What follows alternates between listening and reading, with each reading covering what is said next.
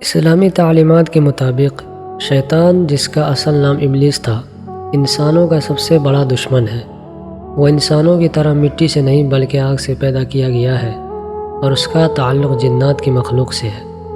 قرآن مجید کے مطابق اللہ تعالیٰ نے جب حضرت آدم علیہ السلام کو پیدا کیا تو تمام فرشتوں اور ابلیس کو حکم دیا کہ انہیں سجدہ کریں۔ ابلیس نے یہ کہہ کر سجدہ کرنے سے انکار کر دیا کہ میں اس سے بہتر ہوں، مجھے تو نے آگ سے بنایا ہے اور اسے مٹی سے۔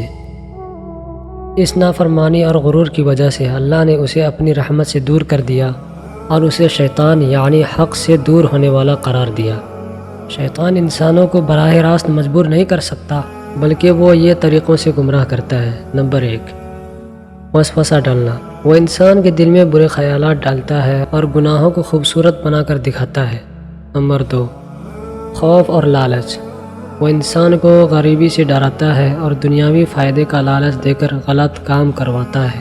نمبر 3، تکبر اور غرور۔ وہ انسان کے اندر یہ احساس پیدا کرتا ہے کہ وہ دوسروں سے بہتر ہے۔ نمبر 4، میاں بیوی، دوستوں اور بھائیوں کے درمیان لڑائی جھگڑے کروانا اس کا پسندیدہ مشغلہ ہے۔ اسلام میں شیطان کے شر سے بچنے کے لیے واضح ہدایات موجود ہیں۔ تعوذ یعنی اعوذ باللہ پڑھنا، جب بھی برا خیال آئے اعوذ باللہ من الشیطان الرجیم پڑھنا۔ اللہ کی یاد اور تلاوت قرآن سے شیطان دور بھاگتا ہے۔ آیت الکرسی اور چاروں قل، خاص طور پر سوتے وقت ان کی تلاوت حفاظت کا ذریعہ ہے۔ اچھے لوگوں کے ساتھ رہنے سے انسان شیطانی وسوسوں سے محفوظ رہتا ہے۔